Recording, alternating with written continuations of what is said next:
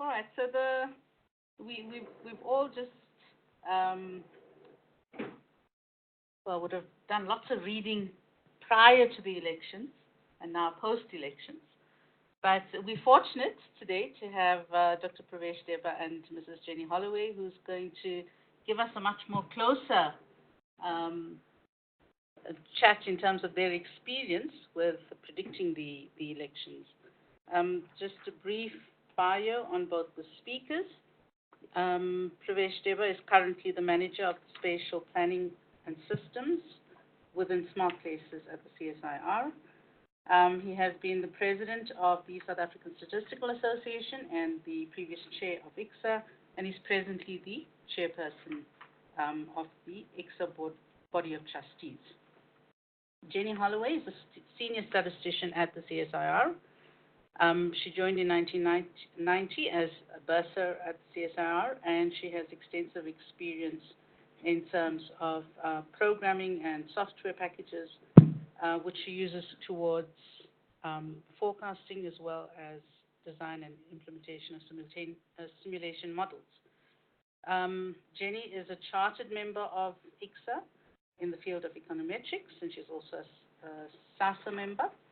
I'd like to welcome both Pravesh and Jenny to give us a rundown of their experience. They were in the media quite a lot, and yeah, so it'll be an interesting talk, I think. Okay, who's up first? Jenny is up, but I want to just say a few. Sure. No, you can set up your presentation. Okay. Okay, good morning, everyone. I just want to say a few things regarding the elections before I hand over to Jenny, and then I will take over a little later as well.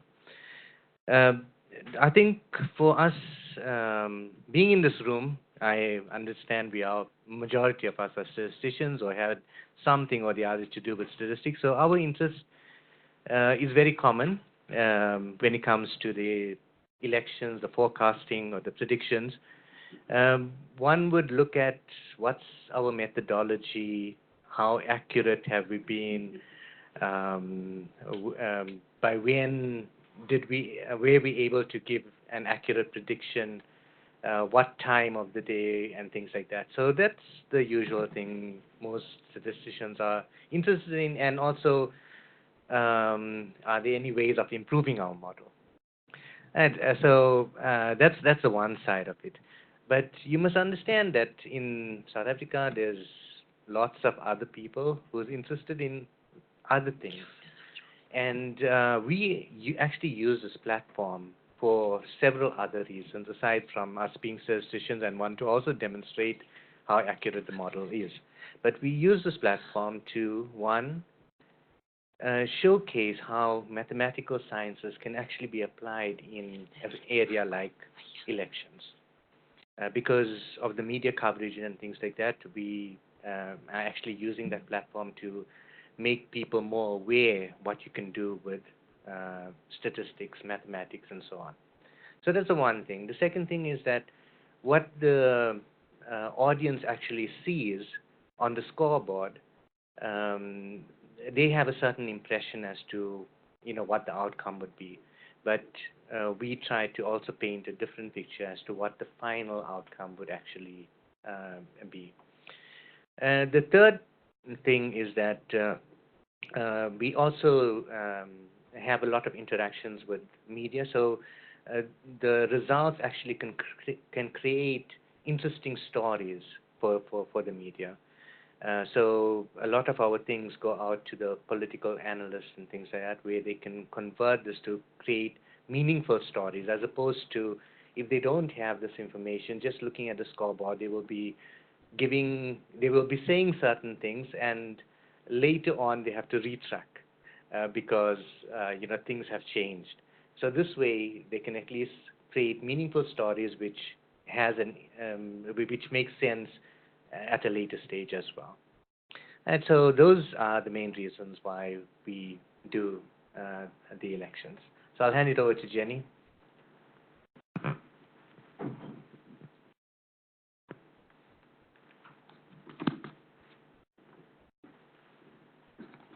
Okay, can you hear me? Okay. No. All right, so Pravesh is going to talk later about the media and the interactions and social media. So I just want to give you first some background. So I'll talk about the methodology. And I also want to address some of the IT issues that our IT guy had to deal with, and then just look at some of our prediction results. Okay, so just some background. We actually started doing election night forecasting in 1999. And we've been doing it for every general election and every municipal election since then. Now, in 1999, I worked with Dr. Jan Greeben, and he actually developed the initial algorithms behind it. And at that stage, we were contracted by the IEC. Now, the IEC were interested in our forecasts at a voting district level because they were using it to flag irregularities, or they were wanting it to try and help them flag irregularities. So since 2004 onwards, the SABC has actually contracted us. And for them, it's obviously all about media and getting it into the media. Now, you'll see I have a picture here also of the US election. So it was more of an interest group. We got together on the night of the elections. We did a few modifications to our software in order to allow for the electoral vote counts. And we got together, we had a data scraper scraping the data off the thing, and we actually were able to predict that Trump would win from the beginning. So it was a bit of fun, but we found that the model actually worked in that case as well. So why do predictions on election night? So as I mentioned, it's an election night model. And what do we mean by election night?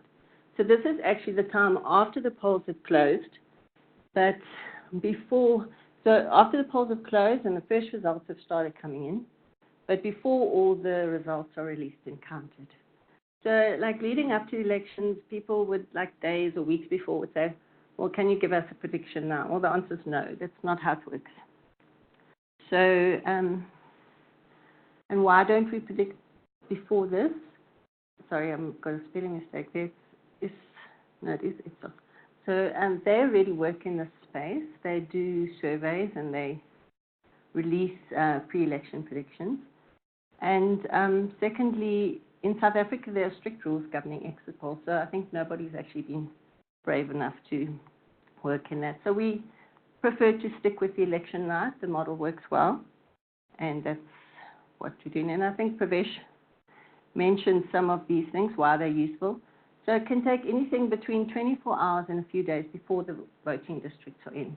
And so in a way, we're sort of bridging that information gap by providing predictions that will be fairly close to where the results are going to end up. And as Pravesh mentioned, then they also provide newsworthy discussion. So they're used in panel interviews, and we're trying to capture that public interest, which peaks fairly early. And so the principles underlying the election model, well, actually, it's a bit of common sense and a bit of logic that falls under it. But there's two main assumptions that we work with. The first is that voting behavior is not random, but has a statistically quantifiable pattern. So what we mean by this is that voters do not randomly allocate their electoral preferences. So they don't wake up in the morning and roll the dice and decide, okay, I'm going to vote for this party. But they're influenced by a number of factors, whether they're political, socioeconomic, or demographic factors. In addition to that, if they decide they're going to change the way they vote, that's also not done at random. And it's also correlated to a lot of the same factors. So if you take those 2 points together, this actually gives you a strong basis for being able to cluster your voters, or rather your voting districts, because we clustered at voting district level. And then based on their past, so we cluster it based on their past voting behavior. And then we can assume that if there are going to be changes in the way that they vote, those changes will be fairly similar across the clusters. So that's the main underlying assumption in the model. In addition to that, our second assumption is the order in which the results are released. And there we say it's released in a non-random order, but also it doesn't exhibit extreme bias. So the non-randomness is generally results from whether it's urban or rural. So urban VDs tend to come in before the remote rural ones. All the small VDs come in really early because there's not a lot to count. And the large ones come in towards the end. And also the IC verification process. So the IC will often hold back like huge areas because of either irregularities in the area, or if there's been ballot sharing, they have to count for all the ballots. So all of these things cause a non-randomness.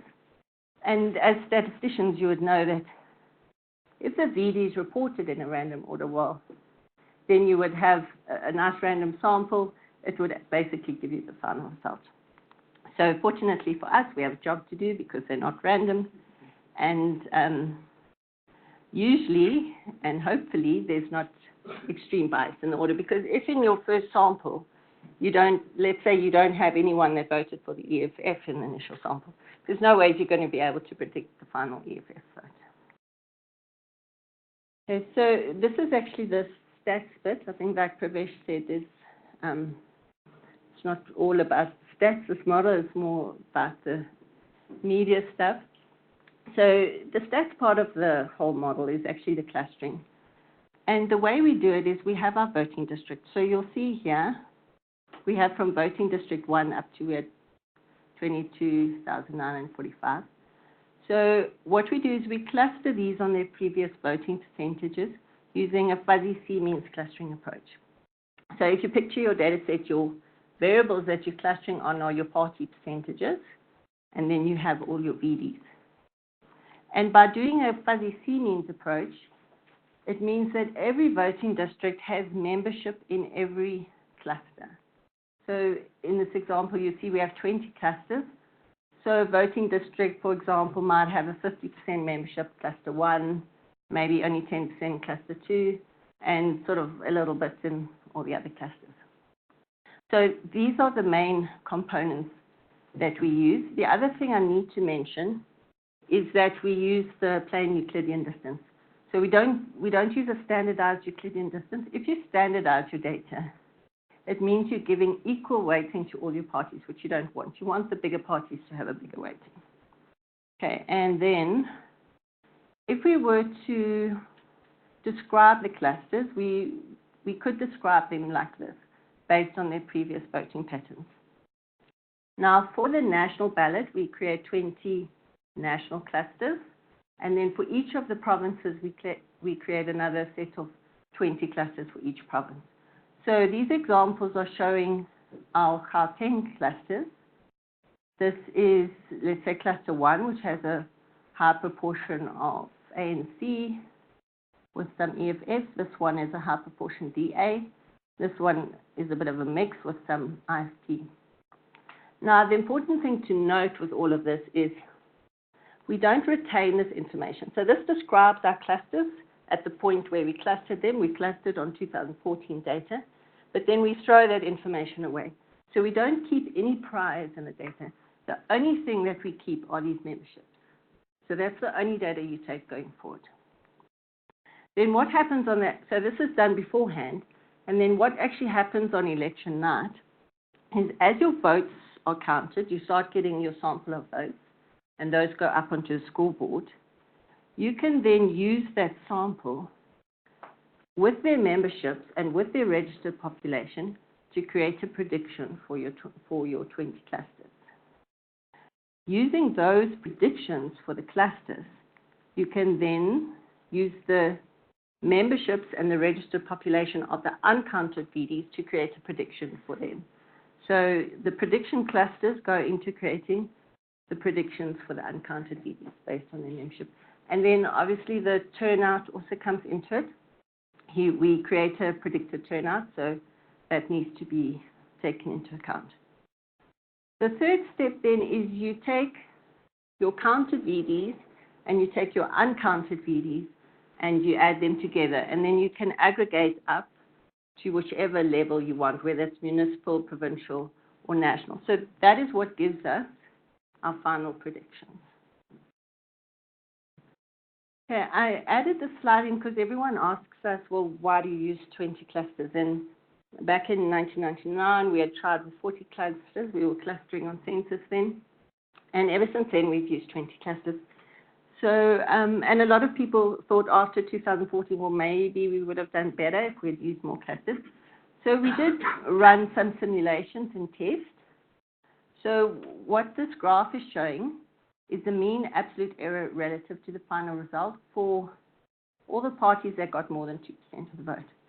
So you'll see that anything from 15 to 100 clusters, your prediction results are pretty similar. We could see very little difference between picking 100 clusters to picking 20 clusters. And computationally, 20 clusters works fairly well for us. So it's a little bit of a balance between getting your accuracy in terms of being able to discriminate between voting behavior and also being able to get those early results in, because this x-axis, this is like our timeline. So it's the percentage of VDs declared. So you can see this as being over time. So that's kind of why we stick with the 20 clusters. Okay, so now if I just move on to the 2019 elections. Okay, so this was a slide when we gave a presentation at CSIR, our IT guy, Tyron, he had this slide. And I think it was something that a lot of us, all of us on the team actually can relate to, because it's one of those projects that's it's a lot of fun, but extremely stressful at the same time, because you're working with a live system, and so you have to be ready and you have to make sure everything's working. And yeah, on top of that, it's one of those projects where you can't ask your clients to extend the deadline. You know, you have to be ready. So on behalf of Tyron, I just want to mention some of the IT hurdles that we had. So we had this IT team for the 2016 election. So it consisted of Brenwyn and then 5 other guys that were assisting. And then in 2019, there's 5 Brenwyn and 4 others had resigned. And we were left with Tyron, who had actually only been involved in doing the graphic user interface in Python. So he didn't know how the core algorithms in C worked or any of the database stuff. We were lucky that we were able to contract Brenwyn to be like an advisory role for Tyron. So he had a full-time other job, but he was able to advise, and he was there for the few days of the elections. Now, some of the issues that Tyron had was, okay, firstly, the running 2 applications. And what that relates to is when they redeveloped it for 2016, we only had to predict 1 ballot. We were predicting the PR vote for the municipality. So about 2 weeks before elections, he suddenly realizes, well, we can either do the national ballot or the provincial ballot, but not both. So after some emergency meetings and panics, we fortunately managed to work out that with some modifications, we could run 2 instances of the same software on the computer that could read and write to the same database. So that was that problem solved. Then the database switching and connectivity issues. Months before the election, the client had said, okay, they'll provide a Postgres database. They even asked us for the structures and all the variable names, everything. The Friday before elections, Tyron gets to the results center, and it's a MySQL, MySQL database, and that's everything has to be changed. Everything's got to be converted. And then there's always connectivity issues on the night. Things are not working. So those are major hurdles that always have to be overcome. Then us statisticians were causing more problems for him. We needed to do ad hoc analysis. So on election night, we're asking him to set up views of the database so we can get to our data, so we can do all our analysis. So that's causing more headaches. We had an issue with inconsistent test results, and this happened on election day. Tyron was running results on the test database at the center. I was running it on the same data at home. We were getting different results. And we were both panicking because it shouldn't be like that. They should be exactly the same. But it turned out he had some config issues that he needed to modify on his side. And I was also running an old version from the municipality, so it couldn't cope with foreign voters, the out-of-country voters. So that was throwing the results out. So once we solved those issues, we were both able to relax a little bit. The other thing is change in table population. So what this was, in the previous elections, the IC would only populate the table with the voting districts that they had results for. And as the results started coming in, he realized they populated the table with all voting districts and just set everything to 0, and then would then update it. So that's not an easy thing to overcome. You've got to try and change how to work with your database and pick up only those ones that have changed and things like that. So that's like last minute. That's on election night when things are coming in. Another issue we had was seat calculation. So SABC said they would do the seat calculations and we didn't have to worry. And a few days before they said, oh, we're actually having problems with the seat calculations. And can you please add these into the model and, put them into the database and route it to the front end. So we had to grab in, Tyron was really busy. We got another guy from our group, Quentin, to try and help out Brendan. So those were last minute things that they were trying to fix. It's not an easy problem. So this is after all the issues that we solved. So we're actually smiling at this point. Everything is working. There's Tyron, who was the guy who was left holding the baby, so to speak. We roped Quentin in, and this is Brendan, who was the original developer, and then I'm just pretending to be an IT person there. Anyway, so this is what our election night timeline looks like. So at around 8, so this is on election day at around 8:30 p.m. So you'll recognize Paul here, maybe, They're busy doing last-minute changes, getting ready to do the ad hoc analysis. And we've got Quentin, Brendan, Tyron, they're doing the last-minute seat calculations. Then, obviously, much-needed coffee. Then at around 11:59, the first results came in. And this was just a small little lodge in the Eastern Cape with a registered population of 5 people, although 24 people actually voted there. So you actually wonder why it took so long to count. But anyway, that was the first. So that was the first one in. And then we're obviously standing around waiting and watching because we need a big enough sample size before we can release our predictions. But at this stage, at least, everything was working. The database connections were working and predictions were being created. So increasing our coffee intake to stay awake. And then at 2:45, we sent Pravesh on the WhatsApp. He had to go on TV. So we sent him the first set of predictions. So this was at 4.8% of the voting districts declared, which was actually equivalent to 1.5% of the vote. So because all the small little voting districts come in first. So it's actually, it's not as much as it sounds in the 4.8%. And if you can see it down here, you'll see there's our prediction. So we were just over 57% on the ANC, around 21 for the DA, and the EFF a little bit off with 9.33. So those were our first predictions. And if we, okay. Was that the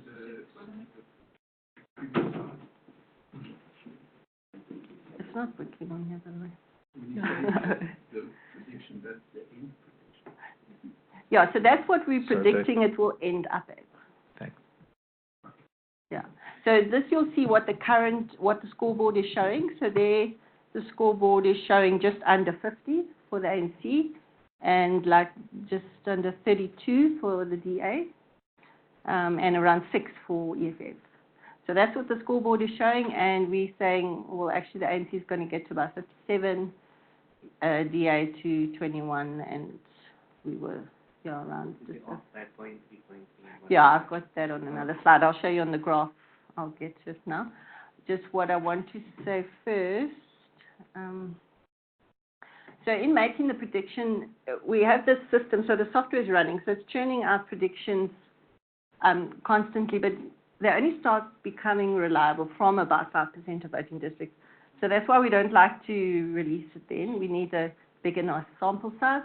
And then they become more stable and accurate after about 10%. And this is at a national level. When we're talking provincial, for the provincial ballot, we actually need a bigger sample. We need at least 10% usually before we like to release the results. And then obviously the predictions continually update as your sample increases. You're continuously updating those predictions. So this is what the SABC had on their website, because we were feeding the predictions into their database, and these were our national predictions. And then you find as they stabilize and they start not changing much, then the public interest in the forecast actually starts to decline. And because our forecasts start actually matching what's on the scoreboard. And then at that point, that's when the focus shifts to the ad hoc analysis. And those are requests from journalists and people like Pravesh, who has to go on TV and he wants something to talk about. So that's when we're trying to analyze stuff from the database, and it's quite pressurized work because you're trying to find interesting information in a short space of time. So that's why we have analysts that were on duty all the time to try and do that work. So this is how the results, the national results, look like on a graph. So your percentage votes here, your percentage VDs as they're coming in up to 100. So you'll see we were only, on the very first prediction that we released, we were only 0.3 out on these top two, but a little bit more, only 1.5 on the EFF. And that's a similar, not as bad as what we saw in 2014, but a similar thing. So you'll see this, the thin line is what the scoreboard is showing, and the one with the circles is our prediction. So this is the ANC, the DA, and then the EFF. And as I mentioned, the EFF prediction, it was slower to converge to the final result than the ANC and the DA. Okay, then, it's gone into 20. So the first provincial result that we released was for the Western Cape. Sorry, my heading is gone. It's funny there, but anyway. So that was at 327, and we had just over 14% of the Western Cape voting districts in at that stage. But again, very close on the predictions, 0.43 out for the DA, 0.32 ANC, and the EF and good parties were less than 0.1. So you'll see our predictions here, and then what the current was showing there. So quite a difference between the two. Then, let's go back. Thank you. I think early on you mentioned that you were using some previous cluster information. How do you cope with the new parties coming in? Okay, what I mentioned is we throw away all that information. So we don't keep any prize. You only keep the memberships for the clusters. So when the new results come in, your predictions are created entirely, the predictions per cluster are created entirely on the new results and what they're saying for that cluster. And the new parties? The new parties? So the new parties are in the new results. Okay. So then that prediction for that cluster will have those new parties in. You're just assuming, which is an assumption that's not always valid, that the new parties are going to be consistently vote for the same in each cluster, if you know what I mean. Yeah. You're hoping it's going to be homogeneous within the cluster, but you don't know for sure. Sometimes it works, sometimes it doesn't. But we can have a bigger discussion. Yeah. Okay, so Gauteng, this was the contentious one, and unfortunately, like I said, it was taking very long to come in. The counting process was very slow. We had released 7 of them way before. And so we were getting on our WhatsApp group where we were posting all the predictions. We were getting messages like this all the time, any predictions for Gauteng, everyone wants to know. So then finally, so around 6:30, which was now 3 hours after we've released like the Western Cape and others, we finally released this first prediction. But we released it with this proviso that you can't tell yet whether ANC will get a majority, since 50% for the ANC is still within the typical margin of error at this stage, because we were sitting at 48.7 there. So we knew that, we thinking normally a 2% error at this stage. We only had 9.4% of voting districts in, so we were a bit worried. That 50% line was way too close. So this is how it looked. So you can see the ANC, it started off below the 50 and then was plotting along that 50 line. It was really a difficult one. And then there's our DA and ANC. So as I mentioned, it was just too close to call. We couldn't say whether the ANC would get the majority or not. And then this is just another example, Mpumalanga, which was again very close, 0.3, 0.2 for our top two parties. But I think you can see the EFF here had a similar thing to national. It took a bit longer to converge to final results. So that was at 5:30 with 14.6% VDs in. So just to summarize then, overall we were pretty happy with the results. Our national percentage predictions had worked quite well. We had predicted most of the provinces well at a very early stage. So also we were able to infer that the DA would hold the Western Cape with about 55%. Good predictions for the Good and the EFF parties. We could infer the ANC would hold the other provinces except Gauteng, which was too close to call. But we could see in all of them there would be lower support. Right at the start, we said the ANC would lose 9% support in the Free State. We predicted gains for Freedom Front in the Northern Cape, Northwest, Free State, Gauteng, and Mpumalanga, and that there would be gains for the IFP in KwaZulu-Natal. So the only thing that was a difficulty was Gauteng, because it was started off below 50 and it only remained above 50 after about 40% of VDs had come in. So it was one that was just too close to call. And that's me done, so it's over to Pravesh.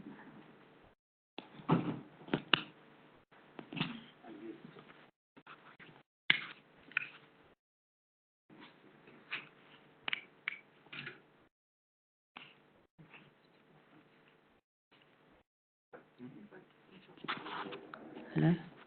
Okay, can you hear me?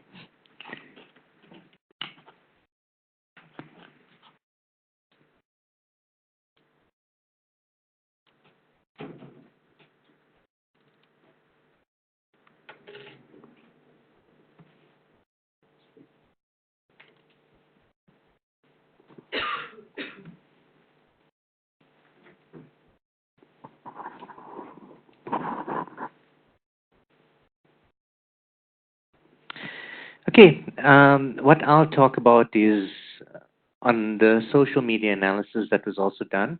So let me just say what Jenny has presented is on the predictions, so the final predictions, but they also do other things like the voter turnout as well. Right, so they predict what the voter turnout would be, and they also do the seat, and they predict for the seat allocations. So using the voter turnout and using what we would predict for each of the party, they can actually determine the seat allocations for the different parties. Now, aside from those predictions, we also did social media analysis as well. So that was done by Vukusi and Maslatsi. As Jenny mentioned, they were the IT specialists, Tyron, Brenwan, and Luanda, and the statisticians or the data analysts, that was Jenny, Nontembeko, Paul, Quinton, and Karika. Now, from our side, from CSIR side, we had a lot of media people there as well. So David and Tindani were communicating with the various TV stations and radio stations to set up interviews for the team. Then there was also the social media and CSR Connect as well. Now, David was there most of the time. He was setting up all these interviews, and he was doing an exceptionally good job because he just lined up interviews for us on TV, on radio, and so on, to the stage that I think it was on Friday after midday. I was so exhausted, I told David, please, not anymore. Please get away from me. I don't want to see you. Because he just lined, the extent of the media that we got, if they asked me to come at 1 o'clock on the Thursday morning. They only called me in at 3 o'clock. From 3 o'clock to 5 o'clock, I was on air. And then another person in the MISO took over So the media representatives on that side. And the minister took over from 6 o'clock. But I went on to the radio station. So I did Radio Lotus, I did FM, a whole lot of radio stations, I think about 5 of them. So, and then when Indemisa finished, then they called me back at 9:30. By that time, I was really exhausted. That interview also went really bad. I was practically falling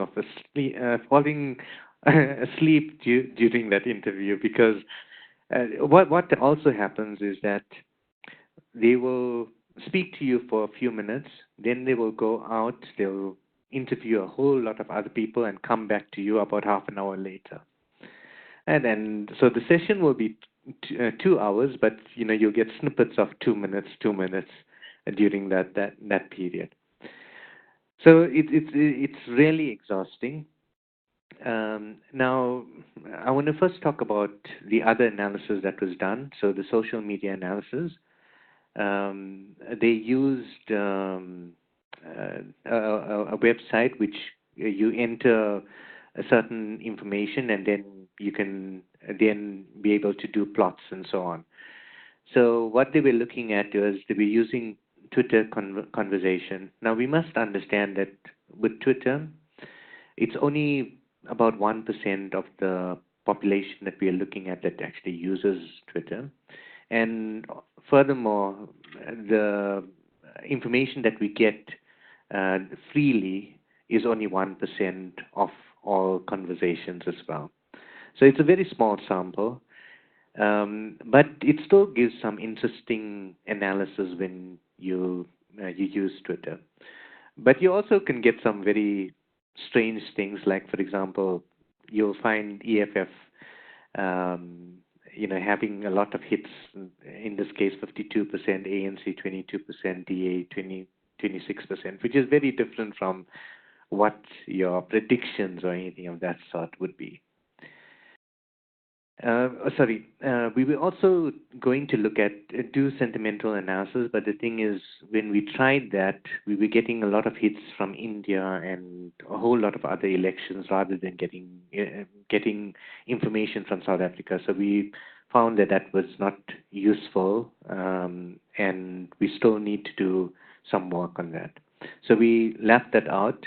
So what we did was we looked at hashtags on different parties and common talks that people were hashtagging on.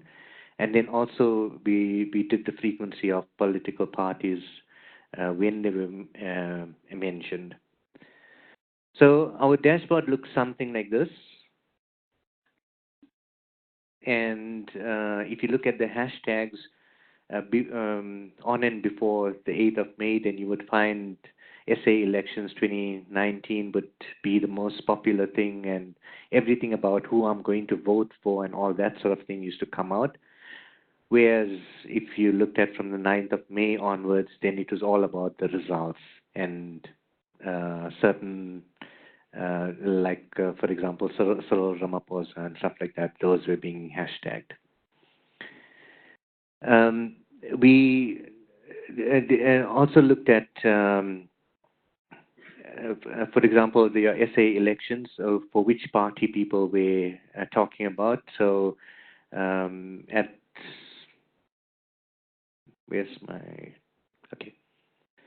so you'll see here people were, this was when Cyril Ramaphosa was voting. So you'll see the ANC, they had a lot of chat around this time. So the ANC is in green and the EFF is in red. So we also looked at now the top parties. So in green, hashtag my ANC, in blue, our DA, and in red, hashtag EFF South Africa. So these were the trends that was happening. We also looked at the top leaders as well. So this enabled people to create some interesting news stories and stuff like that. Vukosi went on media for the social analysis, so that's Vukosi here. And Mashatsi did a lot of the work. She was on the background somewhere there. So the media coverage that we received, it was in print, broadcast, and online. In total, it was around 225 media coverages that we actually had in different regions. So nationally, it was about 37%. In Gauteng, it was 35%. Western Cape about 10%, and then under 10% for the other provinces. We also had international coverage as well, so like Kenya, Zimbabwe, Uganda, Nigeria, and Ghana. The total value of the media coverage amounted to about 18.5 million rands. You would have seen the slides similar to this in Jenny's presentation. So this is what the room actually looks like. The people are sitting on this side. If you look at what's here is your TV station. So this first one is News Africa. Yeah. And then SABC is just further on, and then ENCA is after that. A lot of the radio stations are situated here, but I also have another slide with the radio stations. This is what the scoreboard looks like, and everyone interested in looking at the scoreboard. So this is where all the people, the analysts and so on, are sitting in this room overlooking that entire area.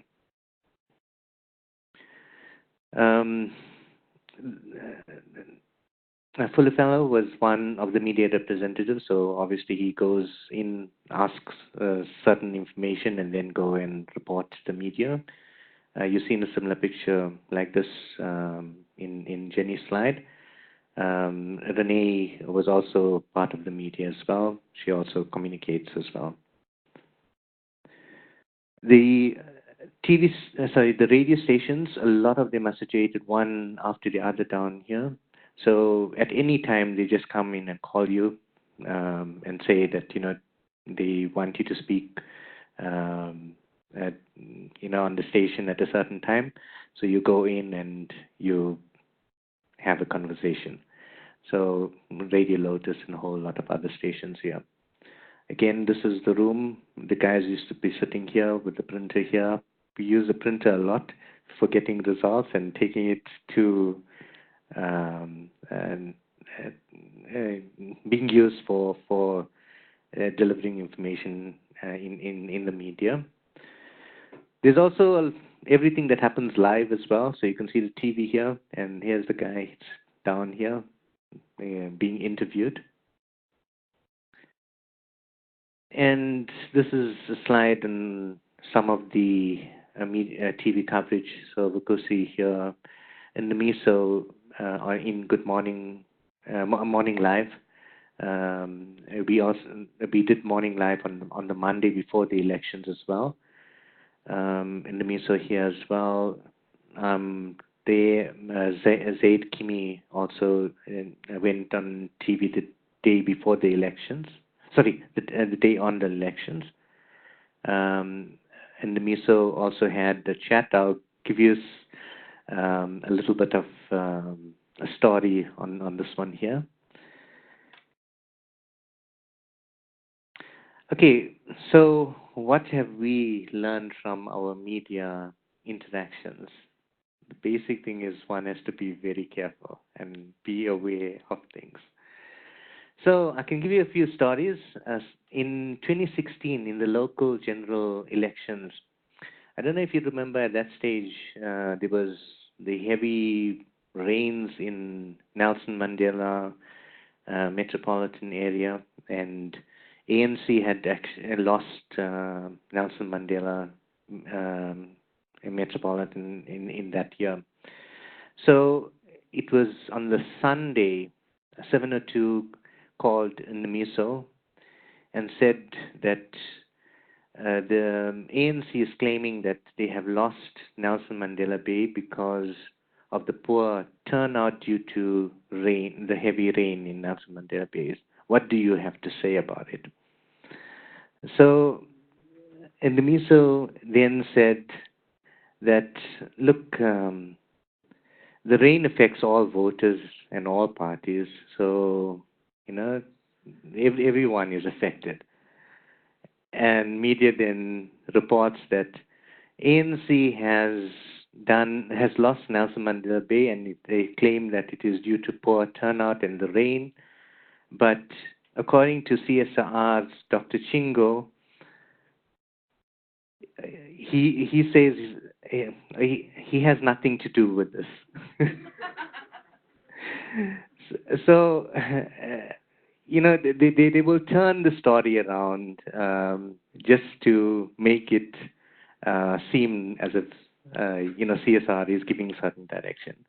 There was also in this elections on the ink that was used. So CSR was asked to test the ink, and CSR did the test, and what they came up with was that there is inconsistencies, but they could not come up with, they could not say that this had an effect in the final results of the election, so changing the final outcome. But media reported CSR as saying that there is no inconsistency in the ink. So, combining the two pieces of information. Then, sometimes you have to think on your feet as well. Also, in terms of how did this happen?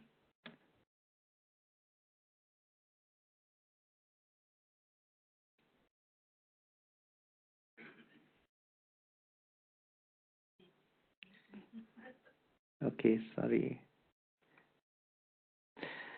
Also on the ink, so in terms of double voting, there was a session where they were communicating with the people and asking questions about, what they have to think about the ink, and whether we can go onto an electronic system, as an example.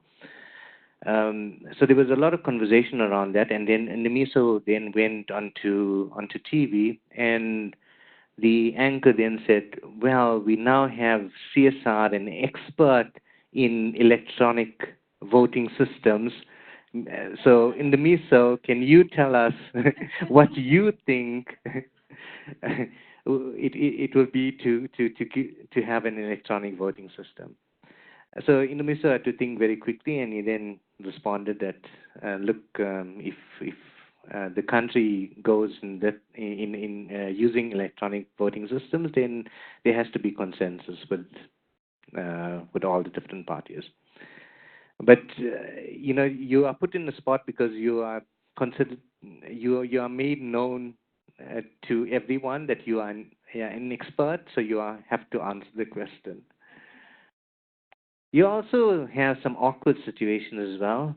So there was a case where Ndimiso went on TV, and there was a person representing UTM that was on the panel. So they asked Ndimiso, can you give me an indication as to what the seat allocations would be? So Ndimiso gave the results of the seat allocations, and he comes to UDM and he says, there'll be, at this moment we think that there would be one seat for UDM.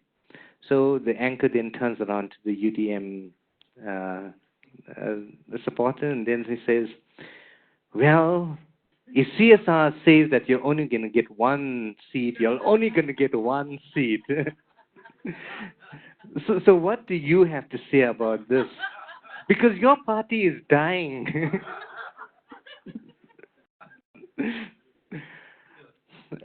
So, you end up in saying something, but it can be quite an awkward situation. There was also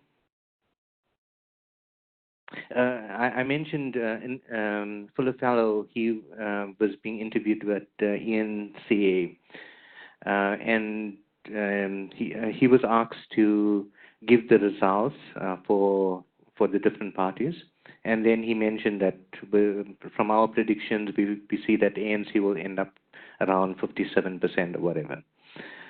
And the anchor then said, well, ANC actually want to get to 60% because they felt that if they don't get to 60%, then they have lost a lot of support. So do you think that ANC would be disappointed? So Fulafella then said, well, if someone sets a certain target and don't get to that target, then obviously, there would be some concerns with the party. And then he gets quoted as CSIR suggests that the ANC would be disappointed. And Jacaranda FM quotes him as a CSIR saying it's a bittersweet victory for the ANC. The post-elections, there was also the Business Day and Times Live, where they used certain of our analysis, but they were very one-sided in the way in which they responded. So they just concluded that in the townships, so they selected certain townships like Alex and, what were the other townships? Alex and Diepsloot.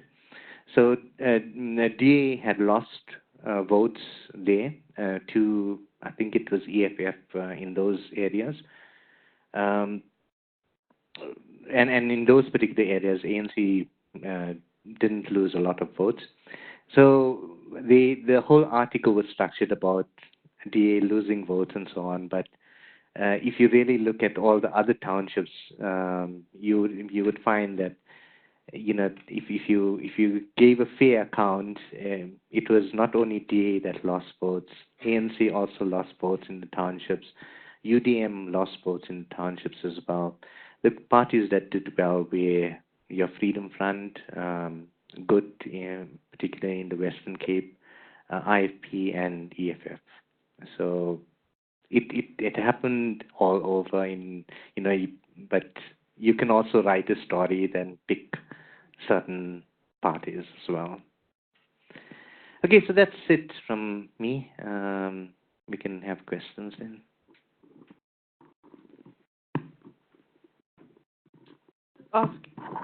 Anyone wants to ask a question, just with the mic. Not really a question, but it was a fantastic presentation, and for both of you, it was really excellent, and I enjoyed it, particularly giving a whole spectrum of exposure for us statisticians in the world of practice. And this is such a phenomenal project. It's really of international exposure. And, may I commend you and your team in achieving this and sharing it with us. Thank you. Thanks, but I don't know if that is a biased comment or not.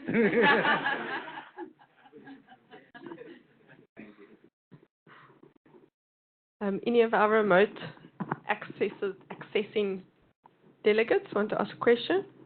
You can unmute your mic if you want to.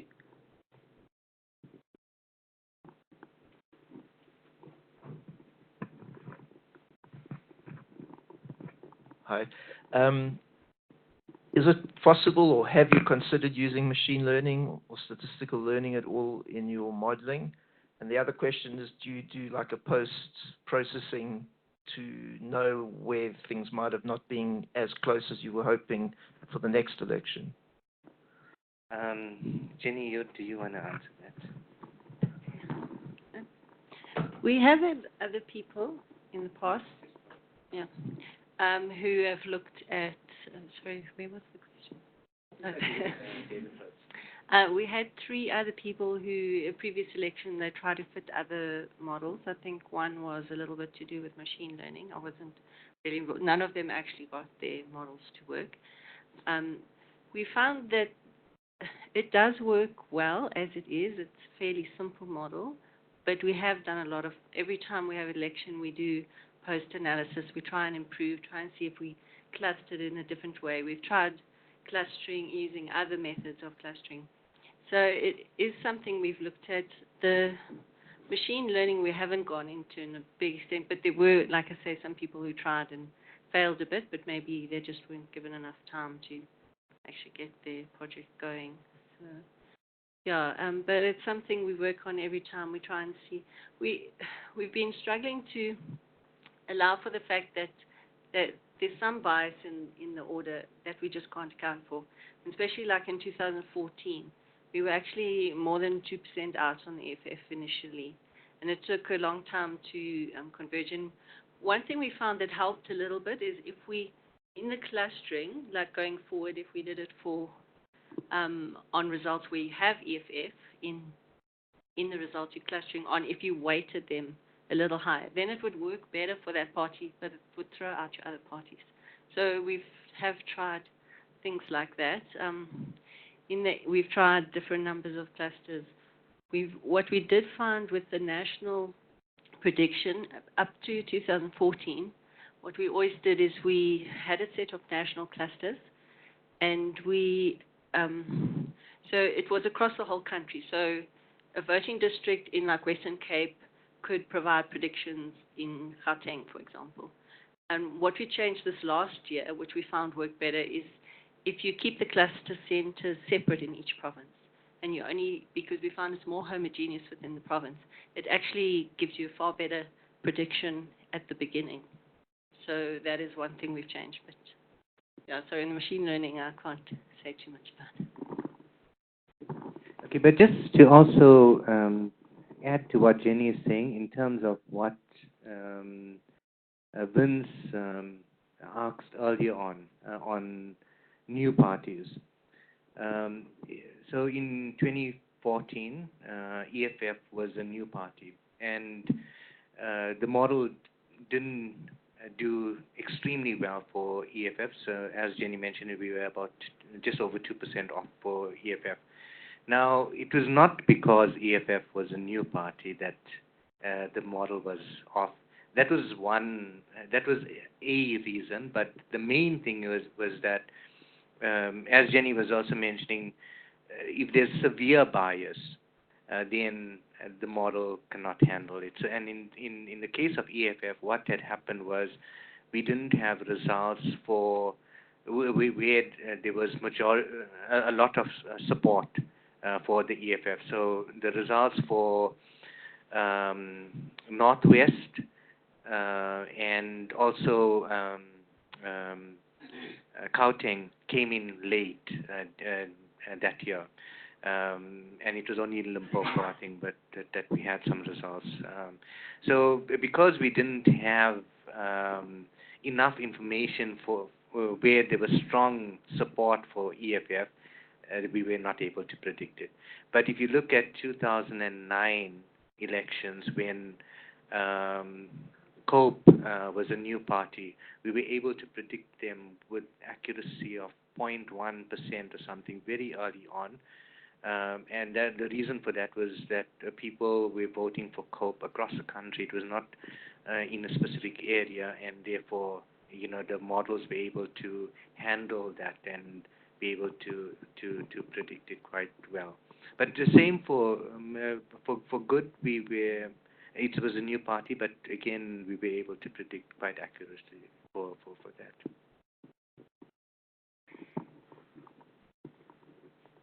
Yeah, Prof. Just want to check, obviously, now after the election, the work is done. What happens from here onwards now until the next election starts and so in terms of the team, maybe updating the model or looking at succession planning in terms of new people coming in, just to make sure that we have the capability going forward? Okay, that's a good question. The thing is, we also rely on funding as well. So if we don't have the funding, then obviously we can't spend time on these sort of things. It would ideally be good to grow the team and do some work. And I had a discussion with SABC day before yesterday. There are several things that they want us to look at, but SABC don't have the money either. So in terms of, the work that we actually do, they're probably covering about 20% of the cost. We were fortunate in that I was able to get some money from media, who saw the value from media side. So it was CSIR media, and they covered probably another 20% or 25% of the cost. And so we still ran a loss on the project, but at the same time, the media coverage is 18.5 million rands. So the value is high. I plan on having a discussion with the CEO to try and see how we can, in the interim, between now and the municipal elections, do some work, because the problem, the thing that we really have to get right is, like Jenny said, everyone is stressed during that time, and we are asking information from them, trying to get printouts and stuff like that, and we need a better system, something that is online, something that we can quickly refer to, and so there is some work that has to be done aside from the actual, and we need to also get the social analysis, social media analysis work. There's a lot more that we can do on that side as well. Okay, Chris.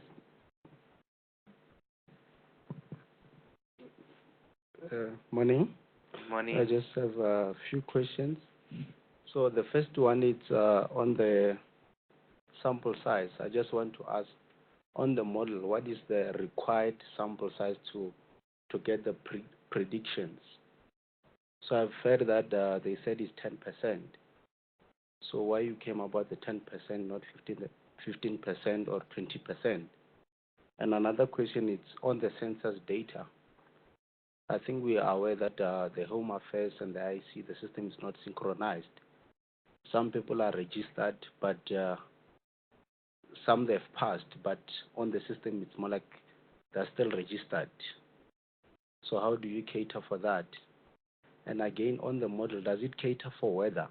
Because I think weather it also has some effect. If I should go for voting, and again the distance for voting stations, it also plays a role. So if I'm staying in the rurals and it's raining, it will be difficult for me to get to the voting station. Does the model consider that? Because I think it also plays a role.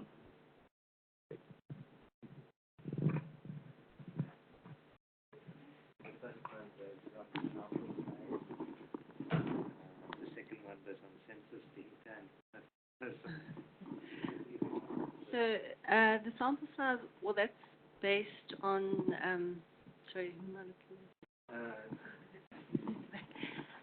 that's based on history, really. We've been doing it, like I said, from 1999. So we found that from about 5%, our national predictions become fairly stable, and we can release a result at that. It's probably about a 2% error margin you have to allow for. So it's really trial and error from all the previous elections. It's very volatile before around that point. And from 10%, it's generally not going to change very much. 10% of voting districts. Yeah, that's 10% of voting districts. So like I said in my presentation, it's not 10% of the vote count. It's actually a lot less. So when we got to around 5% of voting districts in this stage, it was only about 1.5% of the vote count. But in the provincial, because you're working with a lot less voting districts, so your sample sizes are generally smaller. We find then some of the provinces are not very homogeneous. There's a lot of variation. And so for some of them, we only want like about 15%, we will put out a prediction. We only feel that it will be good enough at that point. So it is based a lot on, you know, what's gone before. So there's no exact number that we calculate. It's just like an estimate. Census. What about the census? Sorry. Yeah, there's inconsistency in the census data with almost the estimate. But we don't use census. We don't use census data, so I'm not really sure. The very first election, we didn't have past voting patterns, so we did our clustering on census data. It didn't work as well, though, as it has in the past. If it's to do with registered voters, that's the question. Well, there may be some small differences, there may be some inconsistencies, but they're usually fairly small that you're not going to pick it up at the national scale. It's going to be hidden. I mean, up till 2009, we found that was the first year where they allowed people to vote outside of their voting district. And we did find that from then the predictions did suffer a little bit because you have clustered people in one voting district and they're now voting somewhere else. So it does cause a few problems, but on the whole, it seems to average out and still give a fairly good prediction. It's something we can't avoid. I don't know if that answers your question. Maybe we can leave the last question, but we'll keep running at the time. Hi. I mean, it's truly a lovely model, and it's a powerful display of the use of statistics. What I was wondering is, could you use it for other things? I mean, because the elections are so few and far between, it's not like you can really make a lot of money. But if you could do, for example, the Cricket World Cup now, you could from a very early stage start to predict who's going to win. Or if you could do the Super 15 rugby or the FA Cup, and then you could try to market it to SuperSport, to say, after the very first game of the season, you can already predict who's going to win the season. That would be very interesting. So now you give them something to talk about the whole time. So this is who's in front now, but the prediction is saying that these guys are going to win. I think I wouldn't want to go into. I wouldn't want to go into sport. There's that human factor where they can change the way they play on a specific day.